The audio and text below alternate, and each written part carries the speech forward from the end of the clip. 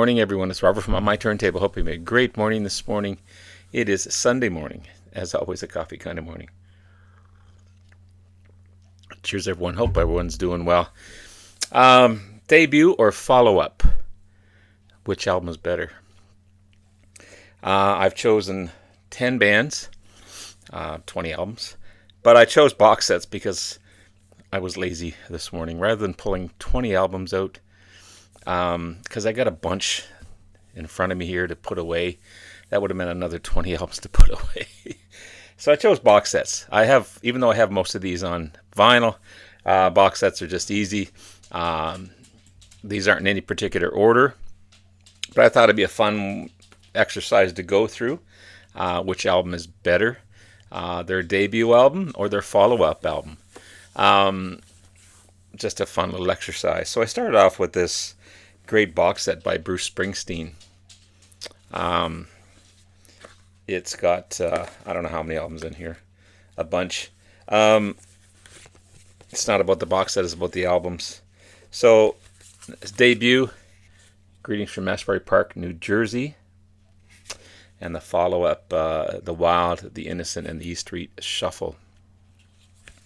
So this one came out in 1973, debut album. Ranked number 379 of the 500 greatest albums of all time. In 2013, it named it one of the 100 best or greatest debut albums of all time. You've got the original Blinded by the Light on this one, even though I prefer Manfred Mann's version. It's a great version. You also have Spirit of the Night, also covered by Manfred Mann. Good for Manfred Mann. I love storytelling of growing up. Love the last track, It's Hard to Be a Saint in the City. Of course, Spirit in the Night. Did I already mention that one? I did. Great debut album by Springsteen. Then you've got the follow-up, The Wild, The Innocent, and the E Street Shuffle. Second album by Bruce, released November 5th, 1973. Rolling Stones ranked this as one of the 500 greatest albums of all time at 345. The debut was at 379, so this ranked a little higher. More rock and roll, more soulful rhythm and blues than Greetings. Greetings was more of a Americana type of album. You've got the upbeat E Street Shuffle, the beautiful 4th of July, Sandy, bluesy Kitty's Back, Rosalita, come out tonight, and they used that song on the set closing through 1985. So, which is better? I think this one is. I was going to choose this one first last night, but I think after listening to this one, I think this one's a better, even though they're both fantastic, I think this one's just slightly, because it's more upbeat, more rock and more bluesy. Still a great album. So, yeah, that's from Bruce. I'm trying to get through this as quickly as possible because there's a lot to get through. From Steppenwolf, this great box set. I've got two box sets of theirs. This is Magic Carpet Ride, the Dunhill ABC years, 1967 and 1971. The great American Canadian rock band from LA, formed in 67 by the great John Kay. So the debut is this one here, and the follow-up is the second. I don't know if that's intentional, but it's called the second. 1968 debut, number 6 on the charts, right off the bat. Big hit, Born to Be Wild on this one.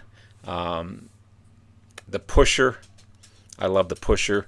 Both included in the film Easy Rider. Plus you got Sookie Sookie. Great cover of Hoochie Coochie Man by Willie Dixon.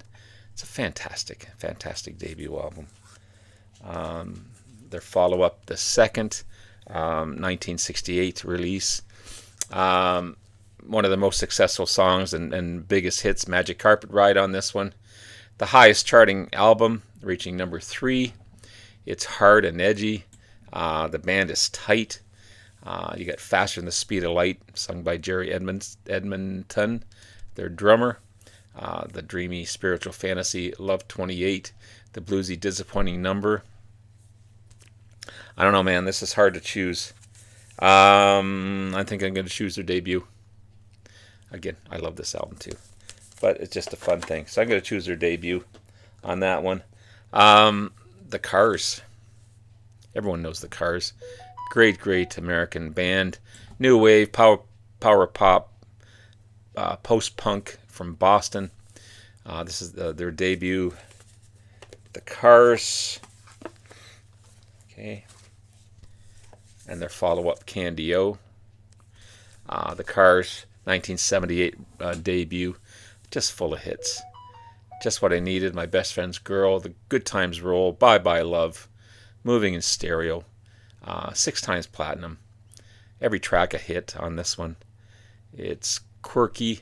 I'm in Touch with Your World. Just great. Like every track's a hit on this one. Every track's a hit. Their follow-up is great, but it's kind of the same. There's no, like this one surprised the heck out of you. There's no real surprises on this one. Even though it's great. Elliot Easton shines on this one. The amazing, underrated guitarist. You've got Let's Go. A bigger sound in Since I Held You, sorry. I love Candy-O. Kind of a darker track. The Rockin' got a lot on my head. And Dangerous Type. Great way to end the album. But I think I'm going to choose their debut album on that one. It's great. I love the Cars. I love all their albums. Again, this is nothing against their other albums, but how about Mr. Neil Young? Great Canadian-American singer-songwriter. Been with a dozen bands. I don't know how many albums this guy's put out. 1,000 albums or whatever. You've got, this comes in solid CD jewel cases. So you got the debut album. Okay, this one came out after he left Buffalo Springfield, 1968 release, and then it was partially remixed again and then released in summer of '69. Bunch of different themes on this one. Some of the songs had been recently written, while others came back from his Buffalo Springfield time. You got the country tune "Emperor of Wyoming," Buffalo Springfield sounding "The Loner." I love that track. The great "I've Been Waiting for You," and it ends with "The Last Trip to Tulsa," kind of a psychedelic 9-minute solo track. It's fantastic. And then you've got the follow-up. Everybody knows this is Nowhere. The second by Neil Young, released in 1969. First time with Crazy Horse, the great backing band Crazy Horse. This is on the list of 1,001 albums you need to listen to before you die. Ranked 208 of 500 greatest albums by Rolling Stones. You got Cinnamon Girl, the classic opening riff of Cinnamon Girl. Everyone knows this is Nowhere. Round and Round, It Won't Be Long. Down by the River, I love this track and the guitar work on that one. The Losing End, When You're On. Running Dry, Requiem for Rockets, another great track. Cowgirl in the Sand, the heavy rocker. It's just so good. I think I'm going to choose the follow-up. I think it's just a better sounding album. This is kind of everywhere and all over the place. This is more direct, and of course you've got Crazy Horse behind him, rocking it out as well. So I'm going to choose that one. What is next? The Eagles were a great band before all the controversy happened. American rock band formed in LA in '71. One of the most successful music acts of the '70s in North America. Selling more than 300 million records worldwide. It's just unbelievable. Unfortunately, there's all kinds of controversy now. I'm not going to talk about that. This one has the original lineup. The Eagles, Then you've got the follow-up, Desperado. You've got produced by Glyn Johns, who was affiliated with the Beatles, of course, 1972 release. The late great Glenn Frey on vocals, guitar, slide guitar. Don Henley on vocals, drums, and percussion. Bernie Leadon, one of the original members, on vocals, guitar, and banjo. Randy Meisner, again no longer with us, on vocals and bass. 3 singles from the album reaching top 40. Take It Easy, Richie Woman, and Peaceful Easy Feeling. This is started off with a country rock sound. Ranked 368 of 2012's Rolling Stone magazine to the 500 greatest albums of all time. I think it's fantastic, fantastic debut. Desperado. This is the only album with the cover of the showing a picture of the band on the cover. The second album, 1973 release, again produced by Glyn Johns. A lot of themes of the Old West on this one. The Desperado, even though it was never released as a single, was ranked one of the best songs by the Eagles. You got Tequila Sunrise, Outlaw Man. Decent, great album, but I think I'm going to choose the debut album on this one by the Eagles. Although Desperado is a great album. Dire Straits, the awesome British rock band led by Mark Knopfler on lead vocals, guitar. You got his brother David Knopfler on rhythm guitar and backing vocals. John Isley on bass and backing vocals, and Pick Withers on drums. Their debut is one of my all-time favorites debuts, and probably I'm going to be biased on this one. It's my favorite of the two. This is their debut, and then you've got Communique, which is a great album, by the way. But I love every track on this one. Down to the Waterline, Water of Love, Setting Me Up, Six Blade Knife, Southbound Again, the huge hit Sultans of Swing, In the Gallery, Wild West End, and Lions. I mean, every track is just banger. I've listened to this album so many times, I never get tired of it. Communique, the second album, June 5th, 1979. I love the guitar work and the opening guitars on Once Upon a Time in the West. Then you got the darker Where Do You Think You're Going? Boogie track of the title track, Communique. Lady Rider, a great classic Straits track. And then I like Single-Handed Sailor. But again, because of my bias, I'm going to go with the debut album on that one.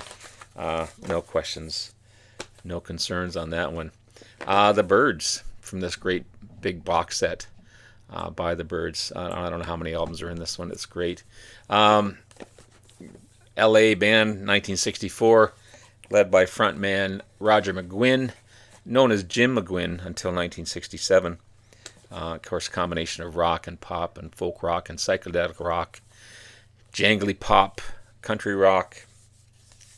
You got Mr. Tambourine Man, their debut, and then their follow-up, Turn, Turn, Turn. Mr. Tambourine Man, the debut, 1965 release. The signature sound of Jim McGuinn's 12-string guitar, Rickenbacker guitar, by the way, and the beautiful harmonies on here. Lots of tracks written by Bob Dylan on this one. The rest of the tracks written by Gene Clark. This one ranked 232 in the 500 greatest albums of all time. It's just fantastic. Mr. Tambourine, the single, kind of their challenge against the Beatles and the British invasion. I love the jangle guitar of I'll Feel a Whole Lot Better, the big sound of the bells of Rhymney. I love the rhythm of I Knew I'd Want You and those harmonies on here. Fantastic, fantastic debut. Turn, Turn, Turn, second album, 1965 release. I love more of a folk, and but I still love the harmonies on here. the jangly 12-string guitar, the Rickenbacker guitar. Turn, Turn, Turn, one of their biggest hits. The harmonies lay down your weary tune and satisfied mind. It ends with a rocked up version of the classic O Susanna, with the guitar starts to play the song, and then it kind of rocks up, and then it goes back to playing guitar. Not quite as good as Mr. Tambourine Man. Still a good album. But I'm going to choose Mr. Tambourine Man as the better album of that one. So to go from the Byrds, come on, close up here. Wow, sorry. There we go. To Bad Company. Bad Company, the with Paul Rodgers and Simon Kirke, drummer, both from Free, Mick Ralphs from Mott the Hoople, and bassist Boz Burrell from King Crimson. It's a great box set, by the way. You've got the classic debut, Bad Company. Then you've got the follow-up, Straight Shooter. The debut 1970 release, certified 5 times platinum. The 46th best-selling album of the 70s. You can't get enough. Still love that song even after 1,000 listens. The opening guitars are rock steady. Ready for Love, Bad Company. Every track is top-notch on this one.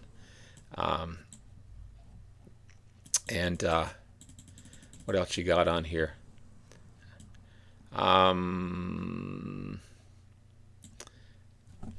Straight Shooter, second album by Bad Company, 1975 release. Side 1's Killer, Good Lovin' God Bad, Feel Like Making Love, Weep No More, Shooting Star. 4 great tracks in a row. Side 2, So-So. You got Deal with the Preacher, Groovin' Track, and Wildfire Woman. Anna, kind of a good slow burner. Call on Me builds over time with some tasty guitar work, but it still doesn't match side 1. So I'm going to go with the debut, Bad Company, on that one. Next we have one of my favorite bands, Chicago. Okay, American rock band from Chicago, obviously, 1967. Rock and roll band with horns. Classic music, jazz, R&B, pop music. This one's hard because I love both albums. You've got their debut, Chicago Transit Authority, and then Chicago 2. Both double albums. I mean, their first 3 albums were double albums. I mean, Robert Lamb had so many songs written just for their first bunch of albums. Transit Authority, debut album, 1969 release. Wow, you got, does anybody really know what time it is? Beginnings, question 67 to 68. 8 minutes and 47 seconds, or sorry, 6 minutes and 47 seconds of freeform guitar by Terry Kath. South California Purples, the cover of I'm a Man. It's an excellent, excellent album. Then you have Chicago 2, the second album, 1970 release. This one gets a 4.5 out of 5 stars. You've got heavy rock, some great jazz changes. One of the best by Chicago, in my opinion. You got Ballad for a Girl in Buchanan, which includes Make Me Smile, Color My World. Terry Kath delivers one of the finest guitar solos ever in 25 or 624. Where do we go from here? I mean, it's a toss-up, but I'm going to go with Chicago 2 on that one.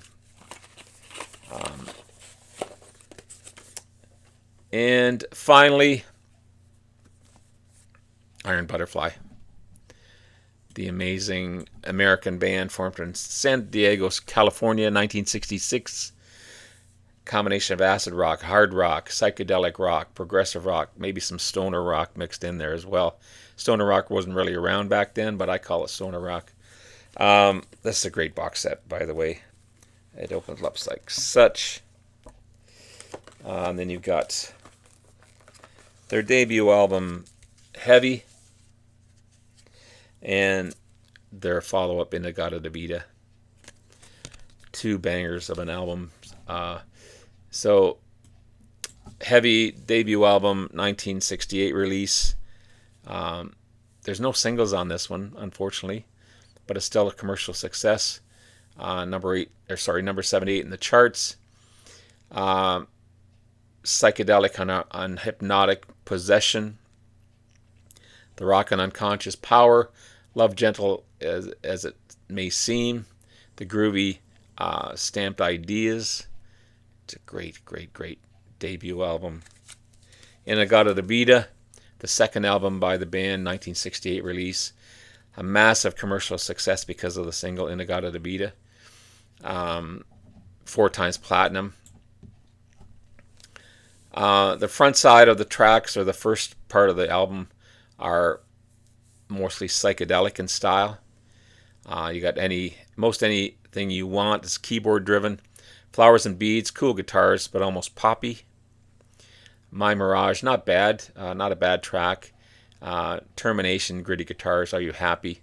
Another psychedelic rock, almost a stoner rock type of track. And then the second side is all Inagata de Vida. 17 minutes of epicness that put the band on the map. It's hard and heavy. These guys, even though they were classified as heavy rock, they're not really heavy rock, but they're just great rock. I don't know. I think this has a stronger bunch of songs on it over this one that has one big hit on it. So I'm going to go with their debut, Heavy. So there you have it, guys. Just a fun exercise. Hope you agreed or disagreed. If you let me know down, be nice, but just let me know down in the comments below. Have yourself a great rest of the day. Love you all. We'll talk to you again soon. Bye now.